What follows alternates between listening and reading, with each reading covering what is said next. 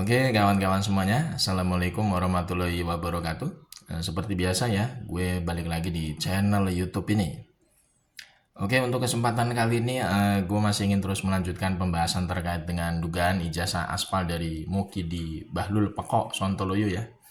Yang memang akhir-akhir ini banyak sekali berita-berita lucu ya, berita-berita komedi ya. Yang menurut gue memang ini pantas lah kalau misalkan berita komedi ini berasal dari Mukidi. Karena Mukidi ini memang sebenarnya cocoknya itu jadi pelawak, nggak pantas jadi presiden sama sekali. Jadi ini ada berita terbaru dari Mukidi gitu ya. Kemarin ya dia itu diwawancara oleh beberapa awak media gitu ya. Jadi Mukidi ini mengatakan kenapa Pak gitu ya. Sampean itu ketika dimasukin ke grup alumni WA nggak pernah mau gitu ya. Jadi Mukidi ini langsung jawab ya, saya nggak mau dimasukin ke grup alumni WA UGM gitu ya. Karena saya merasa lebih nyaman kalau berkomunikasi dengan beberapa alumni itu dengan secara telekomunikasi private aja. Jadi Mukidi ini ya seolah-olah itu menolak dimasukin ke grup WA alumni UGM itu. Karena apa? Karena dia merasa lebih enak ngomong langsung personal aja secara pribadi gitu. Padahal sebenarnya kalau kita ngelihat secara kasat mata ya, Mukidi itu pasti nggak kenal orang-orang yang ada di grup WA alumni UGM itu. Makanya dia nolak dimasukin ke grup WA alumni UGM.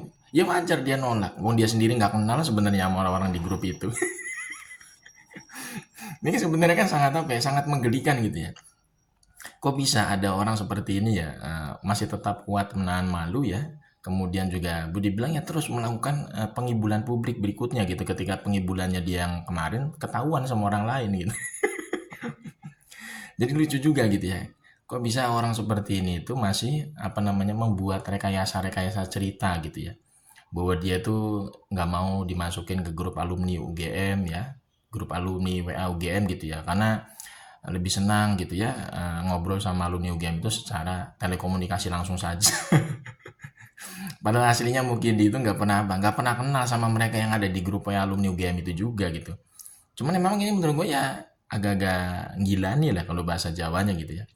Orang seperti ini tuh kok masih terus terus membuat ya berbagai macam cerita-cerita lucu yang berasal dari karangan dia sendiri untuk menutupi kebobrokannya dia ngaku-ngaku sebagai alumni UGM gitu loh. Kalau misalkan Mukidi ini memang seorang alumni UGM, itu kan sebenarnya kan sangat simpel membuktikannya.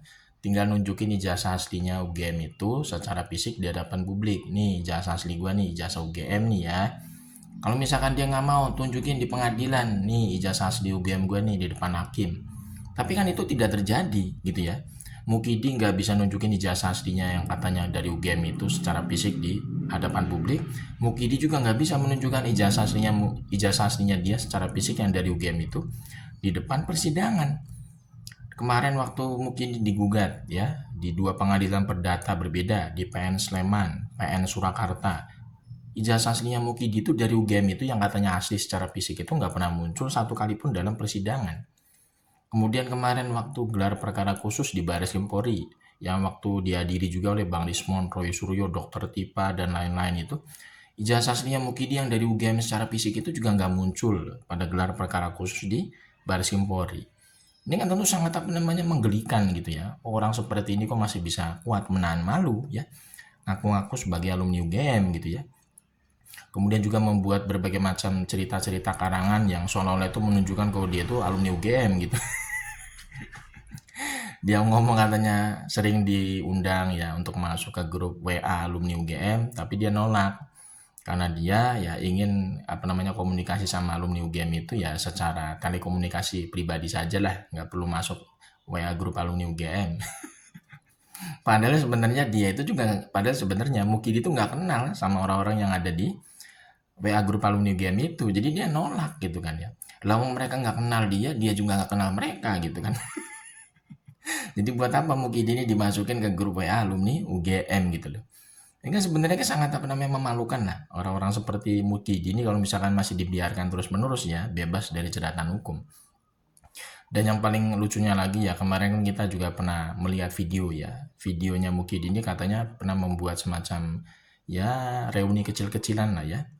Jadi Mukidi itu mengumpulkan beberapa orang yang ngaku-ngaku sebagai temannya dia waktu di Fakultas Kehutanan UGM gitu ya.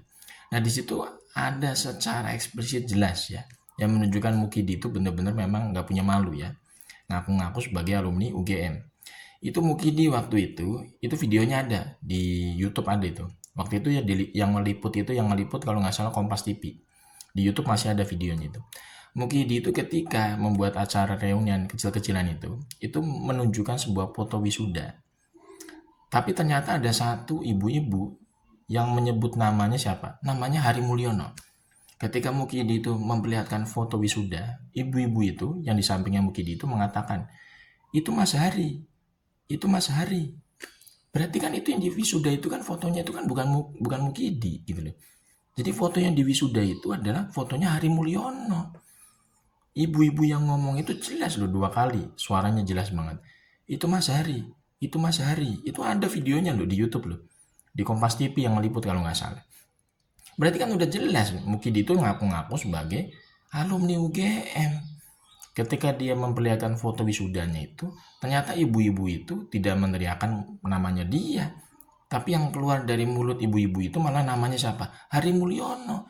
Itu Mas Hari, itu Mas Hari. Nah, berarti kan udah clear sebenarnya. Kalau misalkan memang istilahnya ya hukum di negara kita ini benar-benar punya yang namanya asas keadilan, asas integritas dalam proses penegakan hukum. Mukidi ini sebenarnya sudah bisa lah dimasukin ke Hotel Prodeo. Cuman yang jadi permasalahan di sini kan memang karena aparat penegak hukum di negara kita ini ya sudah sangat bobrok kondisinya. Karena apa? Karena mereka itu masih melindungi Mukidi dengan berbagai cara. Mukidi ngibul, mereka juga harus ikutan ngibul supaya Mukidi ini bisa dilindungi dari jeratan hukum. Ini permasalahan negara kita ini dari segi proses penegakan hukum. Jadi hukum itu ya bukannya untuk menegakkan keadilan, tapi malah apa? Untuk membungkam orang-orang yang menyampaikan kebenaran. Bang Rismon dan kawan-kawan itu malah mau dijadikan sasaran jadi tersangka. Padahal mereka itu berjasa besar membongkar keaspalan jasa Mukidi seperti Bambang Tri. Sedangkan orang yang jelas-jelas melakukan pengibulan publik berkali-kali seperti Mukidi ini malah bebas dari proses hukum, malah dilindungi oleh aparat penegak hukum sendiri. Ini sangat ironis.